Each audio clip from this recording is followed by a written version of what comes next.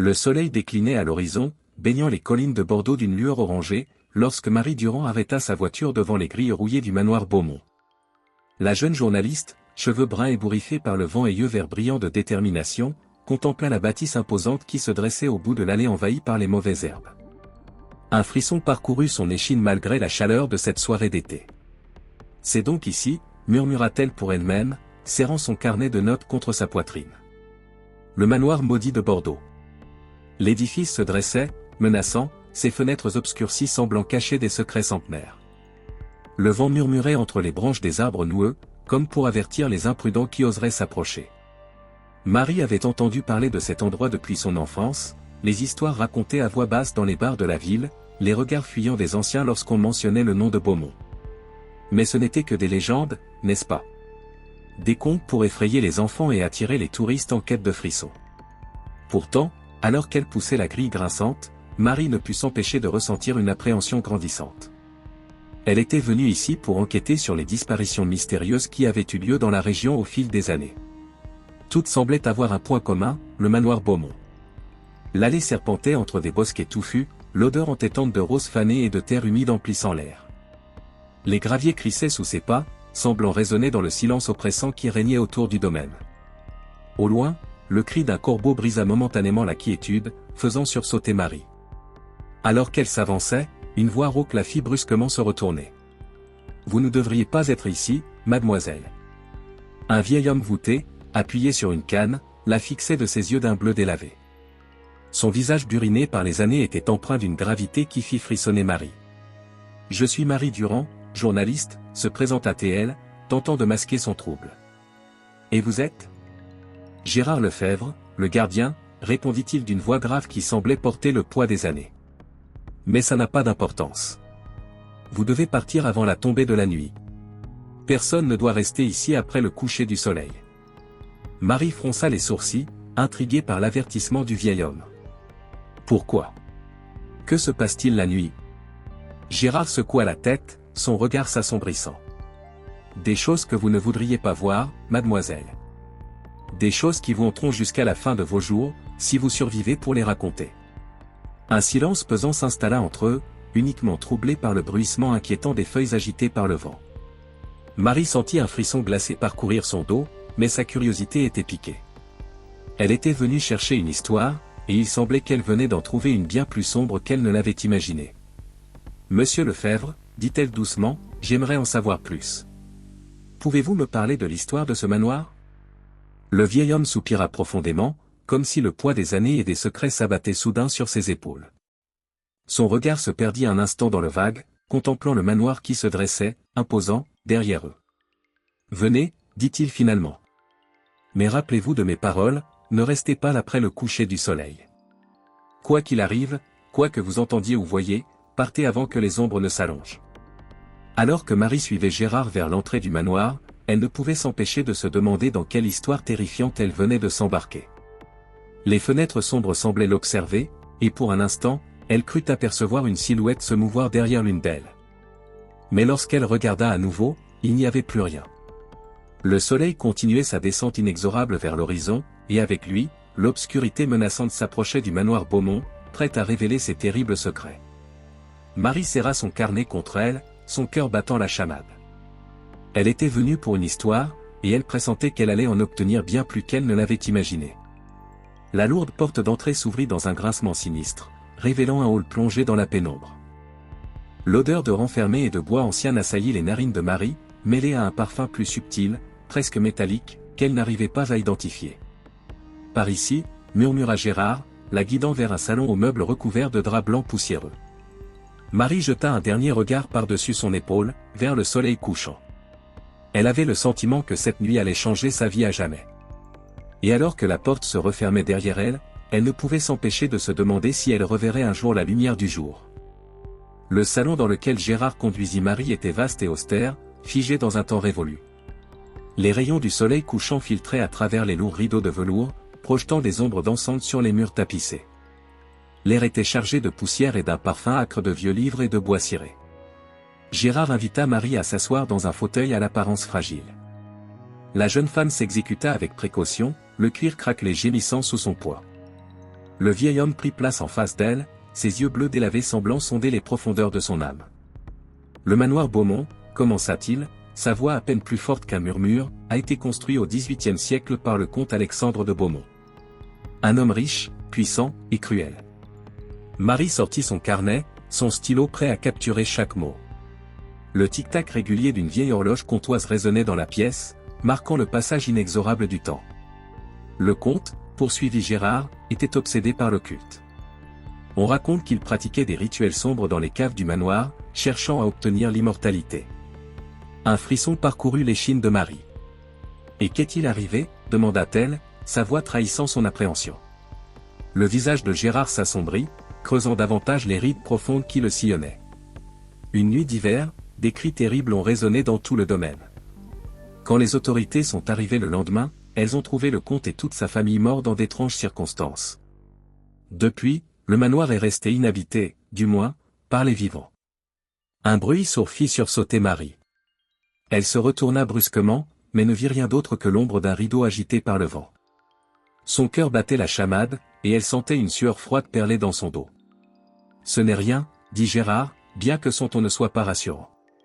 Les vieux manoirs ont toujours des bruits étranges.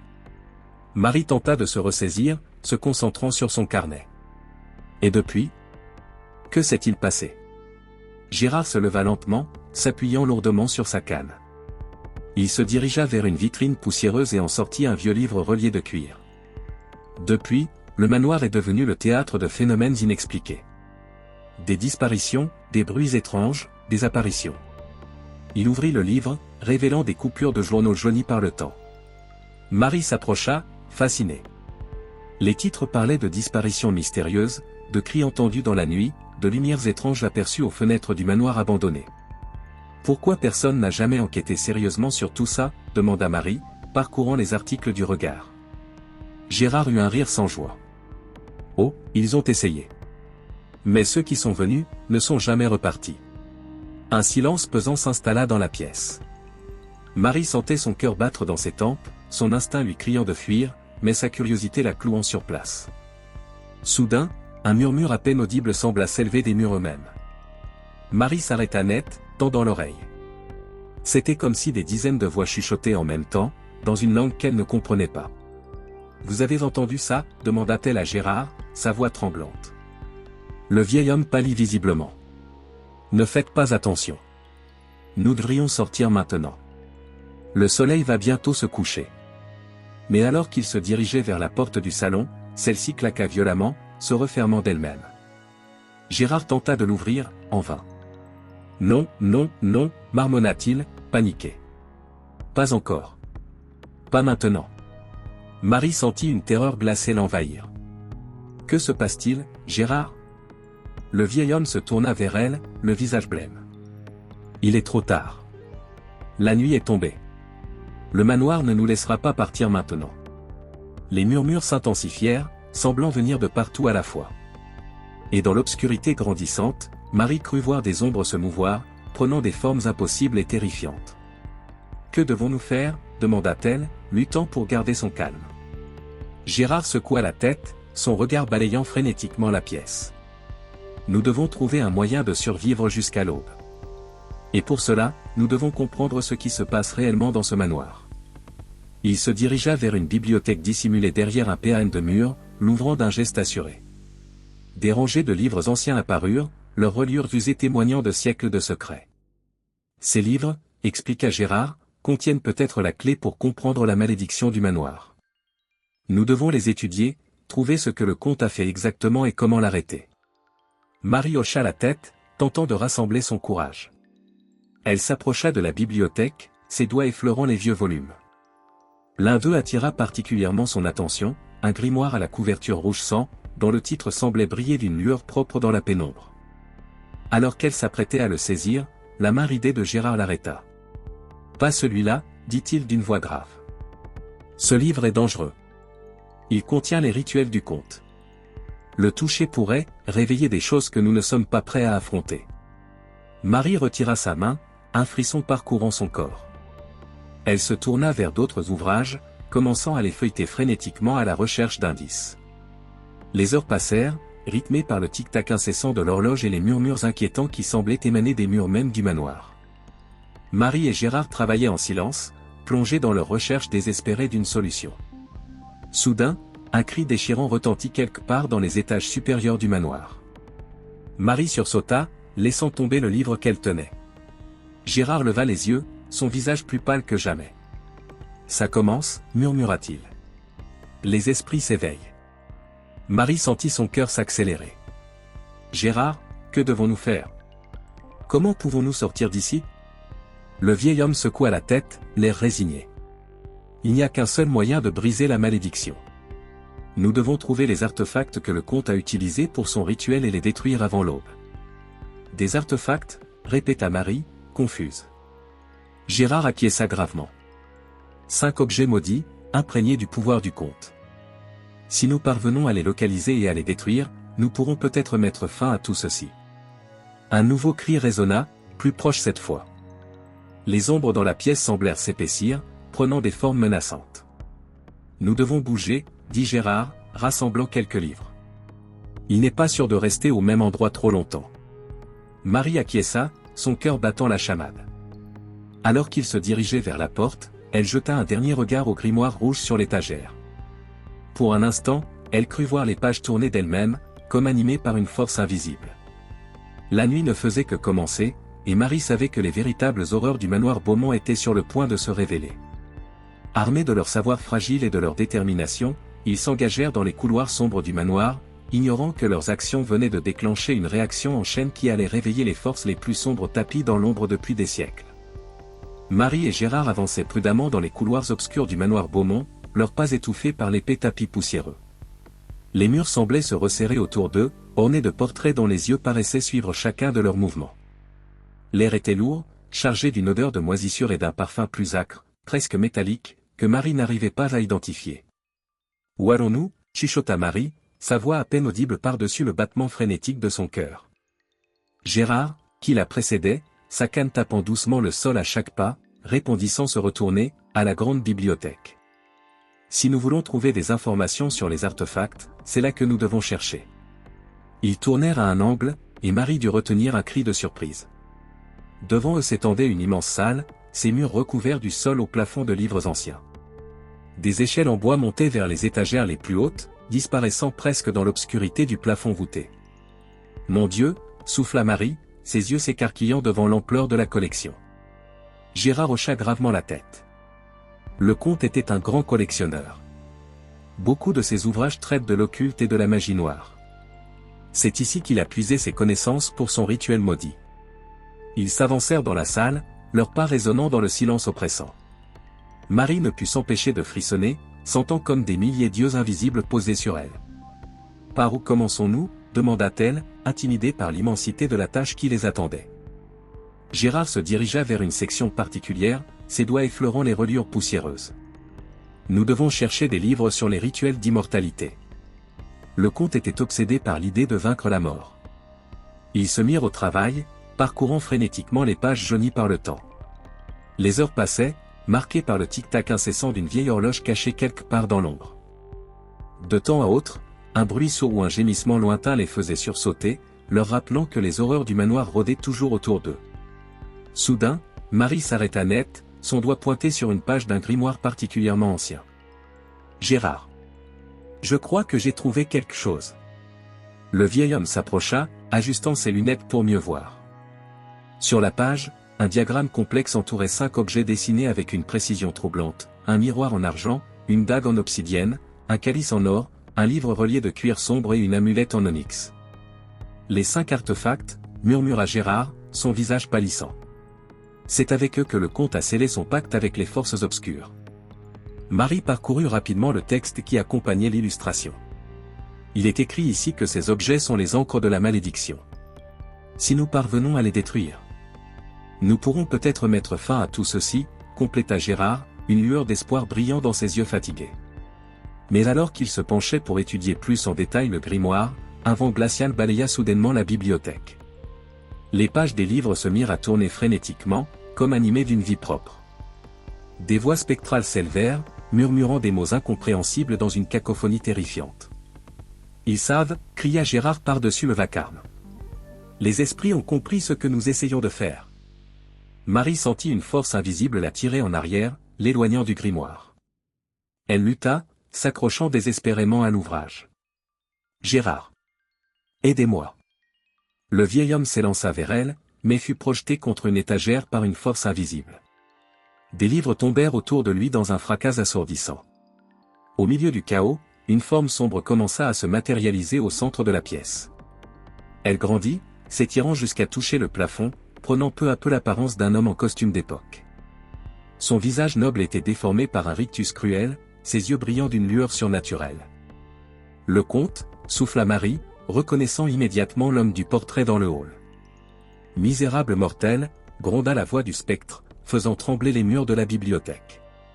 Vous osez défier ma volonté? Vous allez payer pour votre insolence.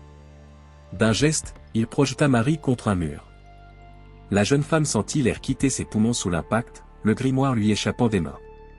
Marie, cria Gérard, se relevant péniblement. Le comte ricana, sa forme spectrale ondulant comme de la fumée noire. Vous ne pouvez rien contre moi. Ce manoir est mon royaume, et vous n'êtes que des insectes à écraser.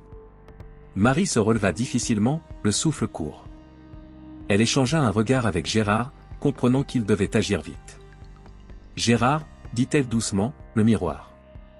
C'est l'un des artefacts. Là-bas, sur le bureau. Le vieil homme suivit son regard, apercevant un miroir en argent posé sur un bureau massif à l'autre bout de la pièce. Il hocha imperceptiblement la tête, comprenant le plan. Alexandre de Beaumont, déclama-t-il d'une voix forte, attirant l'attention du spectre. Vous n'êtes qu'un lâche. Vous avez sacrifié des innocents pour votre quête d'immortalité, et regardez où cela vous a mené. Le comte rugit de rage, se tournant vers Gérard. Marie saisit cette opportunité pour se précipiter vers le miroir. Non, hurla le spectre, réalisant trop tard son erreur. Marie saisit le miroir et, sans hésiter, le fracassa contre le sol de pierre. La surface argentée se brisa dans un éclat de lumière aveuglante, libérant une onde de choc qui traversa toute la pièce. Le cri de rage du comte se transforma en un hurlement de douleur. Son corps spectral se convulsa violemment, des fissures de lumière apparaissant sur sa forme éthérée. Ce n'est pas fini, rugit-il avant de disparaître dans un tourbillon d'ombre. Le silence retomba brusquement dans la bibliothèque, seulement troublé par les respirations haletantes de Marie et Gérard. Nous l'avons fait, murmura Marie, encore sous le choc. Nous avons détruit le premier artefact. Gérard hocha gravement la tête, s'approchant d'elle. Oui, mais ce n'est que le début. Il nous en reste 4 à trouver, et le temps presse. Un grondement sourd résonna dans les profondeurs du manoir, comme si la demeure elle-même exprimait sa colère. Venez, dit Gérard, prenant Marie par le bras. Nous devons continuer. La nuit est encore longue, et les véritables épreuves ne font que commencer. Ils quittèrent la bibliothèque, laissant derrière eux les fragments scintillants du miroir brisé. Dans l'ombre, des yeux invisibles les observaient, attendant le moment propice pour frapper à nouveau. Marie et Gérard s'engagèrent dans les couloirs sombres du manoir, conscients que leur quête venait de prendre un tournant décisif. Ils avaient remporté une première victoire, mais le prix à payer restait encore à déterminer. Les secrets du manoir Beaumont commençaient à se dévoiler, et avec eux, des horreurs qu'ils n'auraient jamais pu imaginer. L'écho de leurs pas résonnait dans les couloirs sinistres du manoir Beaumont, alors que Marie et Gérard s'enfonçaient toujours plus profondément dans les entrailles de la demeure maudite. L'air devenait plus lourd, chargé d'une humidité malsaine et d'une odeur de terre et de moisissure. « Où allons-nous maintenant » chuchota Marie, sa voix trahissant son appréhension grandissante. Gérard, qui la précédait, sa canne tapant doucement le sol à chaque pas, répondit d'une voix grave, dans les souterrains. Si mes suppositions sont correctes, c'est là que le comte pratiquait ses rituels les plus sombres. Nous y trouverons peut-être d'autres artefacts. Ils arrivèrent devant une lourde porte en bois, ses gonds rouillés grinçant sinistrement lorsque Gérard la poussa. Un escalier en colimaçon plongeait dans les ténèbres, chaque marche grinçant sous leurs pas. Marie alluma sa lampe torche, le faisceau de lumière dansant sur les murs de pierre humide.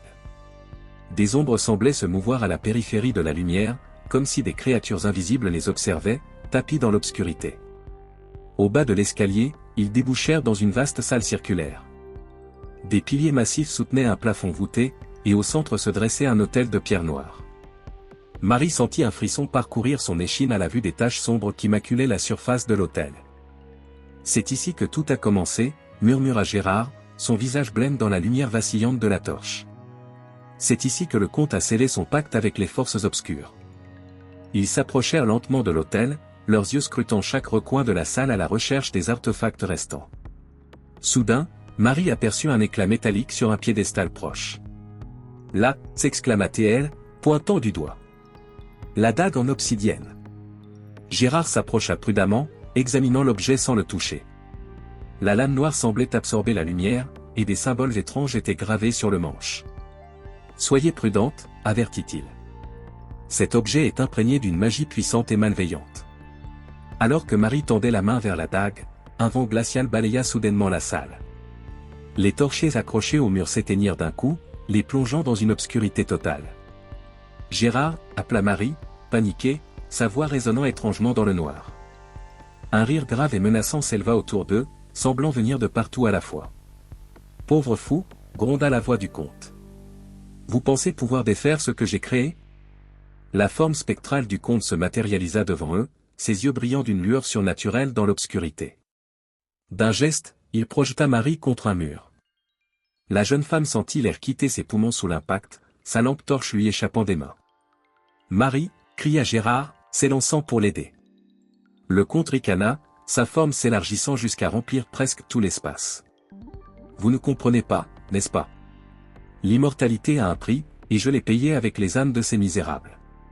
Leur souffrance est mon pouvoir. » Marie se releva péniblement, échangeant un regard avec Gérard. Il savait qu'il n'avait qu'une seule chance. « Gérard, murmura-t-elle, la dague. Quand je vous ferai signe. » Le vieil homme acquiesça imperceptiblement, comprenant le plan. Marie s'avança, faisant face au comte. « Vous avez tort, dit-elle d'une voix forte. L'immortalité que vous avez gagnée n'est qu'une prison. Vous êtes aussi piégé que tous ceux que vous avez condamnés. » Le visage spectral du comte se tordit de rage. « Silence, insolente. Vous ne savez rien du pouvoir que j'ai acquis. Je sais que vous êtes seul, poursuivit Marie, faisant un pas de plus. Je sais que chaque jour de votre existence éternelle est rempli de la même souffrance que vous infligez aux autres. Est-ce vraiment ce que vous vouliez ? » Le comte hésita, son expression vacillant entre la colère et le doute. C'était le moment que Marie attendait. « Maintenant !» cria-t-elle. Gérard, profitant de la distraction du comte, s'élança vers le piédestal. D'un geste rapide, il saisit la dague et la lança de toutes ses forces contre le sol de pierre. La lame d'obsidienne se brisa dans un éclat de lumière aveuglante, libérant une onde de choc qui traversa toute la salle. Le cri de rage du comte se transforma en un hurlement de douleur.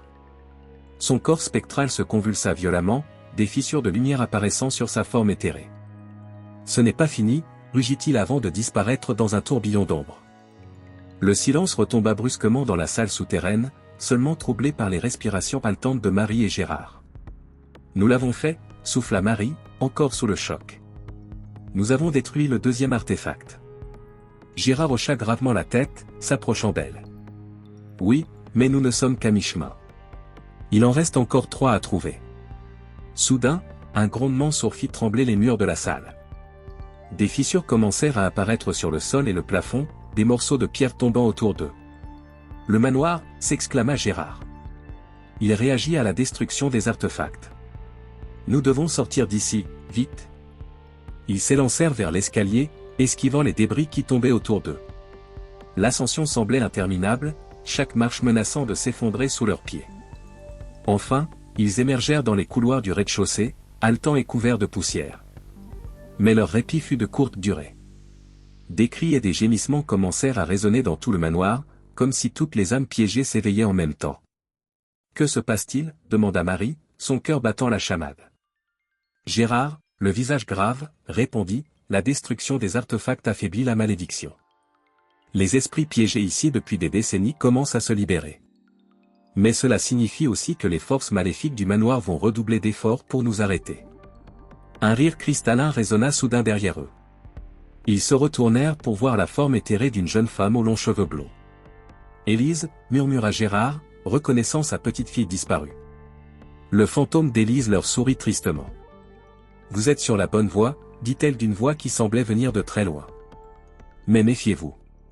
Le comte n'est pas le seul danger qui vous guette dans ce manoir. » Avant qu'il ne puisse lui poser plus de questions, elle disparut, laissant derrière elle un parfum de rose fanée. Marie et Gérard échangèrent un regard, conscients que leur quête venait de prendre un tournant encore plus dangereux. Ils avaient remporté 2 victoires, mais le prix à payer restait encore à déterminer.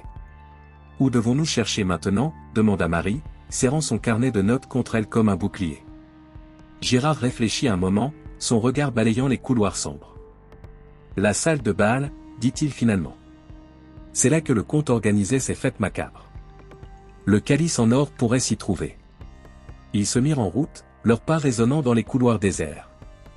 L'atmosphère du manoir semblait avoir changé, chargée d'une tension électrique presque palpable. Les ombres dansaient sur les murs, prenant parfois des formes impossibles et terrifiantes. Alors qu'ils approchaient de la salle de bal, un son étrange parvint à leurs oreilles. Une musique lointaine, comme une valse jouée sur un piano désaccordé. « Vous entendez » chuchota Marie. Gérard hocha gravement la tête. « Oui. Et je crains que ce ne soit pas de bon augure. » Ils s'arrêtèrent devant les portes massives de la salle de bal, échangeant un dernier regard. La musique s'intensifiait, accompagnée maintenant de bruits de pas et de murmures. « Prête ?» demanda Gérard, sa main sur la poignée. Marie prit une profonde inspiration, serrant son carnet contre elle. « Allons-y. » Les portes s'ouvrirent dans un grincement sinistre, révélant un spectacle qui allait hanter leur cauchemar pour le reste de leur jour. Les portes de la salle de bal s'ouvrirent sur un spectacle à la fois fascinant et terrifiant. L'immense pièce était baignée d'une lueur spectrale, provenant de chandeliers en cristal flottant dans l'air. Sur la piste de danse, des dizaines de silhouettes fantomatiques tourbillonnaient au rythme d'une valse lugubre, leurs pieds ne touchant jamais le sol. Marie et Gérard restèrent figés sur le seuil, leurs yeux écarquillés devant cette scène surréaliste. Les danseurs, vêtus de costumes d'époque, semblaient osciller entre la réalité et le monde des ombres, leurs visages alternant entre expressions de joie extatique et grimaces de douleur. « Mon Dieu !» souffla Marie, sa voix à peine audible par-dessus la musique éthérée. Gérard serra sa canne, son visage pâle reflétant un mélange de peur et de tristesse. « Les âmes piégées » murmura-t-il. « Condamnées à revivre éternellement cette danse macabre. » Ils s'avancèrent prudemment dans la salle, longeant les murs pour éviter la piste de danse. Les fantômes ne semblaient pas remarquer leur présence, entièrement absorbés par leur valse sans fin. « Le calice » rappela Marie, scrutant la pièce. « Où pourrait-il être ?» Gérard pointa du doigt un piédestal au fond de la salle. « Là-bas. Vous le voyez ?» En effet, un calice en or étincelait sur un piédestal, semblant narguer Marie et Gérard de l'autre côté de la piste de danse remplie de fantômes tourbillonnants.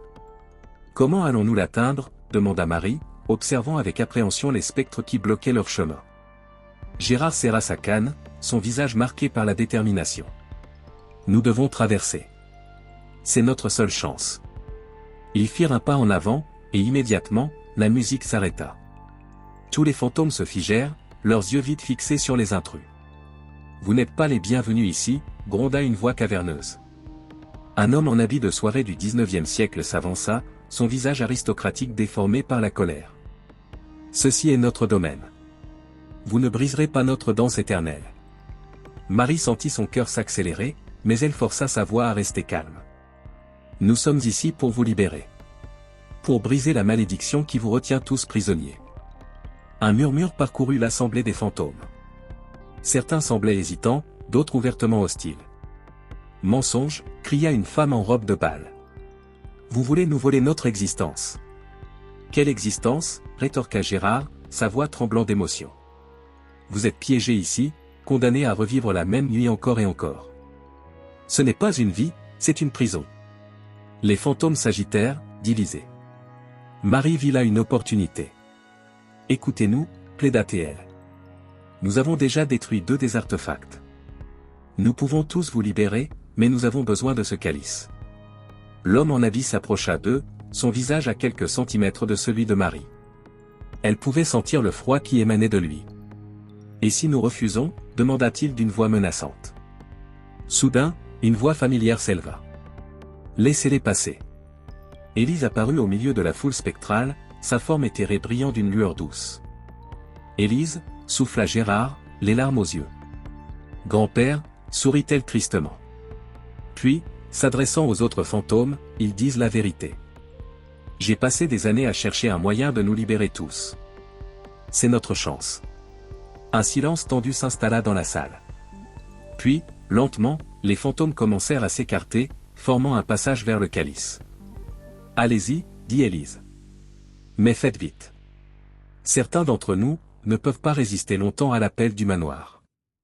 Marie et Gérard s'avancèrent rapidement, conscients des regards spectraux qui les suivaient. Arrivés devant le piédestal, Marie tendit la main vers le calice. Au moment où ses doigts touchèrent le métal froid, un hurlement de rage retentit. Le fantôme en habit se précipita vers eux, suivi par plusieurs autres. Maintenant, Marie, cria Gérard.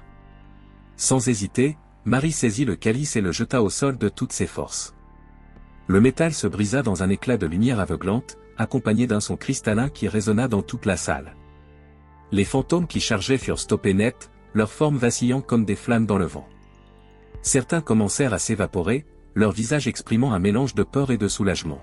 « Merci », murmura Élise avant de disparaître à son tour, laissant Gérard sangloter doucement. Quand la lumière s'estompa, Marie et Gérard se retrouvèrent seuls dans la salle de bal déserte, entourés des débris du calice brisé. « Nous avons réussi », dit Marie, encore sous le choc. 3 artefacts détruits. Gérard hocha la tête, essuyant ses larmes. « Oui, mais il en reste encore 2. Et je crains que le manoir ne devienne encore plus dangereux maintenant. » Comme pour confirmer ces paroles, un grondement sourd fit trembler les murs. Des fissures commencèrent à apparaître sur le sol et le plafond. « Nous devons sortir d'ici », s'exclama Marie, tirant Gérard vers la sortie. Ils s'élancèrent hors de la salle de bal, le bruit de destruction les poursuivant. Le manoir semblait se rebeller contre eux, déterminé à les empêcher de poursuivre leur quête. Alors qu'ils couraient dans les couloirs, cherchant désespérément le prochain artefact, une voix glaciale résonna autour d'eux. « Vous pensez avoir gagné ?» gronda le comte, sa présence invisible mais palpable. « Vous n'avez fait que libérer des forces que vous ne pouvez comprendre. Ce manoir est mon royaume, et vous n'en sortirez jamais vivant. » Les murs commencèrent à se déformer, des visages torturés apparaissant dans le plâtre, hurlant silencieusement. Le sol sous leurs pieds devint instable, comme s'il était vivant. « Par ici !» cria Gérard, tirant Marie vers un escalier. « Nous devons monter au grenier. Le grimoire doit y être caché. » Ils gravirent les marches 4 à 4, le chaos se déchaînant derrière eux. Des objets volaient à travers les couloirs, projetés par une force invisible. Les portraits sur les murs semblaient prendre vie, leurs occupants les fixant d'un regard accusateur. Enfin, ils atteignirent la porte du grenier. Gérard la poussa de toutes ses forces, révélant une pièce poussiéreuse remplie d'objets anciens et de mâles oubliés. « Cherchez le grimoire », ordonna Gérard, commençant à fouiller frénétiquement dans les vieux cartons. Marie se mit à la tâche, son cœur battant la chamade. Chaque seconde qui passait semblait les rapprocher d'une fin terrible. Soudain, elle aperçut un éclat de cuir sombre sous une pile de drap jauni. « Là !» s'exclama-t-elle, dégageant un livre à la couverture ornée de symboles inquiétants. « Le grimoire en peau humaine », souffla Gérard, son visage pâlissant à la vue de l'objet maudit. Mais avant qu'il ne puisse faire un geste, la porte du grenier claqua violemment. La forme spectrale du comte se matérialisa devant eux, plus menaçante que jamais. « Assez !» rugit-il, sa voix faisant trembler les murs. « Vous avez peut-être détruit 3 de mes artefacts, mais cela s'arrête ici. Ce grimoire contient tout mon pouvoir, et je ne vous laisserai pas le détruire. » Marie et Gérard échangèrent un regard désespéré.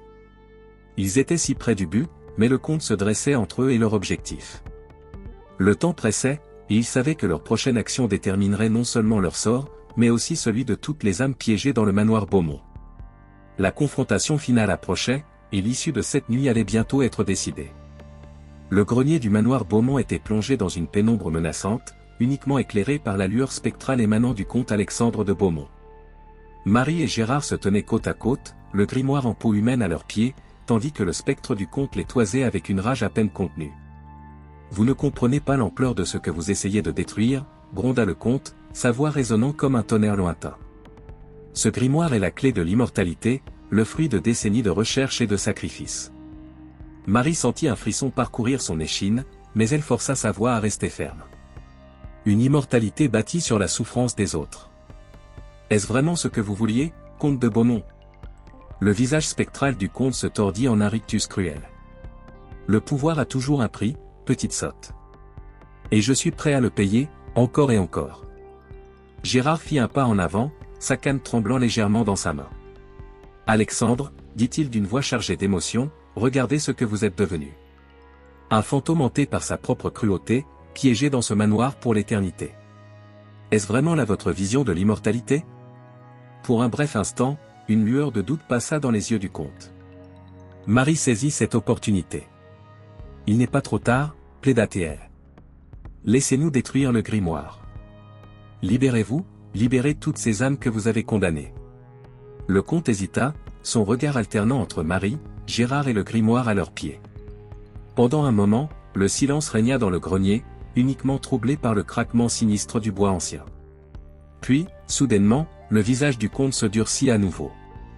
Jamais, rugit-il.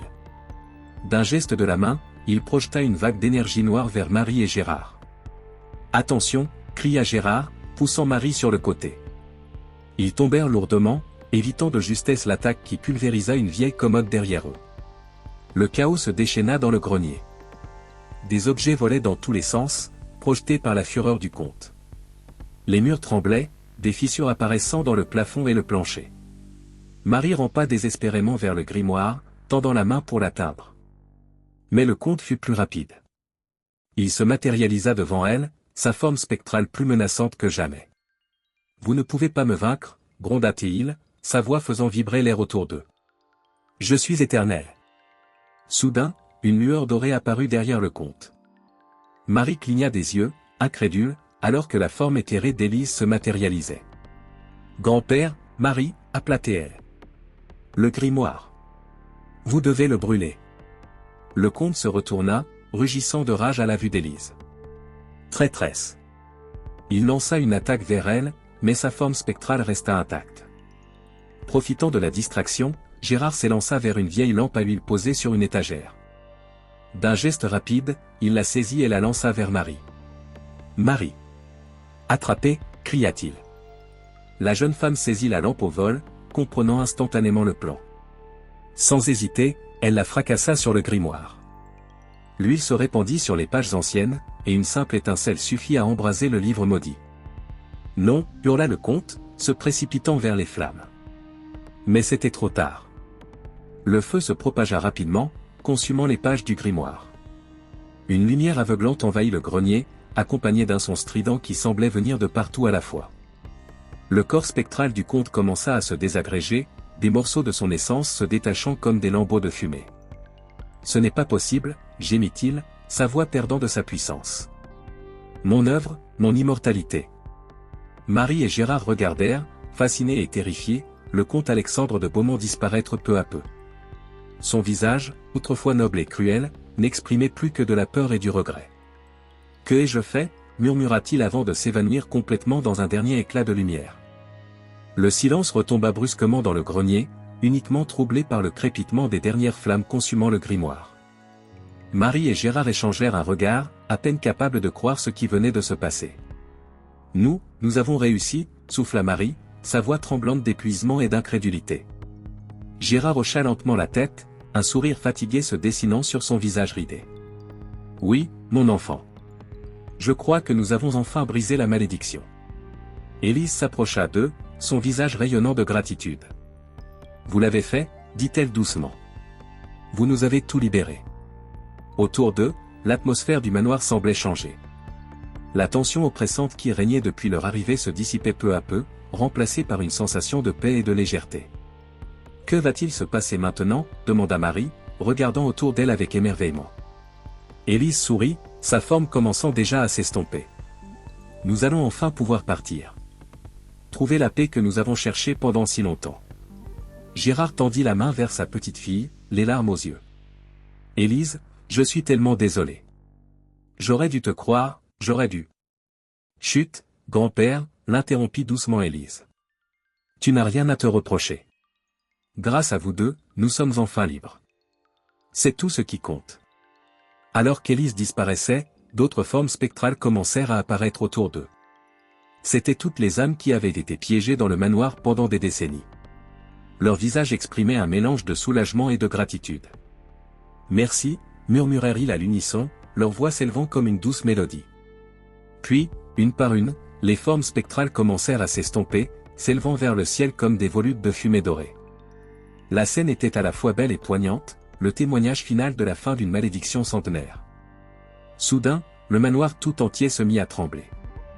Des fissures apparurent dans les murs, le plancher grinçant dangereusement sous leurs pieds. « Le manoir !» s'exclama Gérard. « Sans la magie du conte pour le maintenir, il va s'effondrer. Nous devons sortir d'ici. » Main dans la main, Marie et Gérard s'élancèrent hors du grenier. Ils dévalèrent les escaliers, évitant les débris qui tombaient autour d'eux. Les couloirs semblaient se tordre et se déformer, comme si le manoir lui-même agonisait. Enfin, ils atteignirent la porte d'entrée. Avec un dernier effort, ils la poussèrent et se précipitèrent à l'extérieur, juste au moment où le manoir Beaumont s'effondrait dans un fracas assourdissant. Haletants, couverts de poussière et d'égratignures, Marie et Gérard se retournèrent pour contempler les ruines de ce qui avait été, pendant si longtemps, un lieu de terreur et de souffrance. Le soleil se levait à l'horizon, baignant les décombres d'une douce lumière dorée. Une nouvelle journée commençait, porteuse d'espoir et de renouveau. Marie serra la main de Gérard, un sentiment de paix l'envahissant malgré l'épuisement. « C'est fini » murmura-t-elle. Gérard hocha la tête, son regard fixé sur les ruines du manoir. « Oui, c'est fini. Mais notre travail ne fait que commencer. » Marie le regarda, intriguée. « Que voulez-vous dire ?» Le vieil homme se tourna vers elle, un sourire déterminé aux lèvres. « Nous devons raconter leur histoire, Marie. Pour que personne n'oublie ce qui s'est passé ici, et pour que la vérité sur le manoir maudit soit enfin révélée au monde. » Marie hocha la tête, comprenant l'importance de cette tâche. Elle sortit son carnet de notes, miraculeusement intact après toutes leurs épreuves. Alors que le soleil montait dans le ciel, illuminant les ruines du manoir Beaumont, Marie commença à écrire. L'histoire du manoir maudit était terminée, mais son héritage, lui, ne faisait que commencer.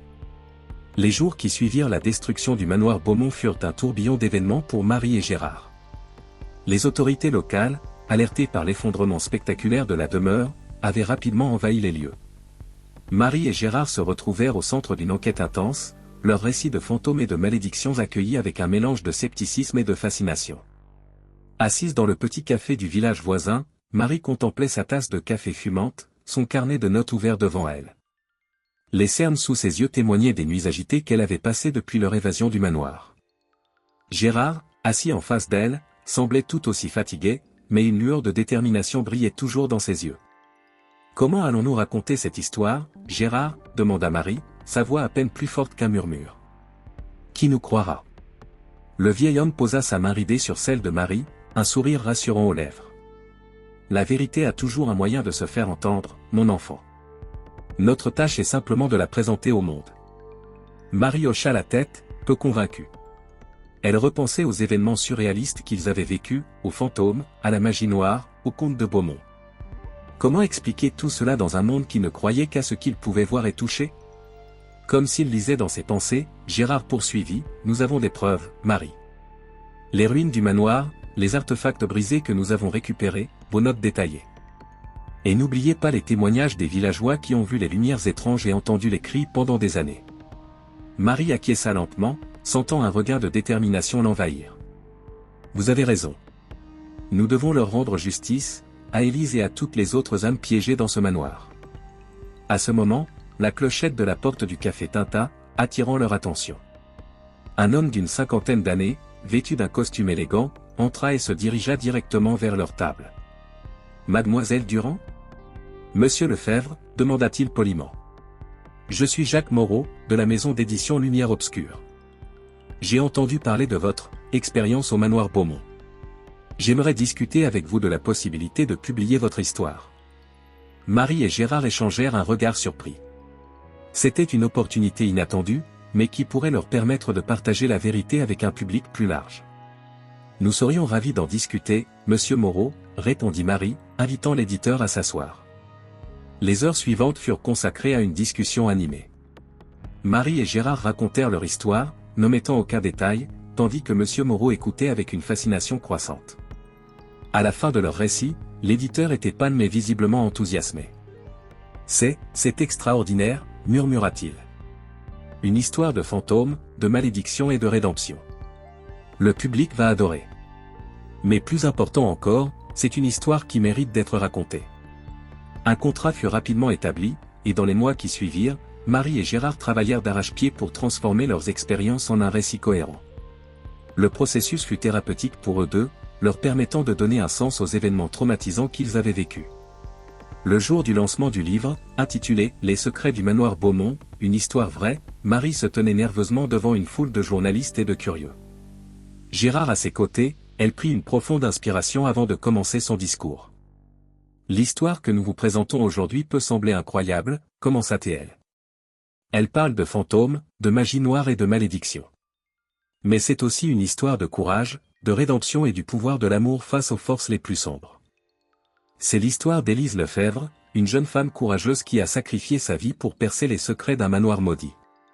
C'est l'histoire de toutes ces âmes piégées pendant des décennies, victimes de la cruauté et de l'ambition d'un homme.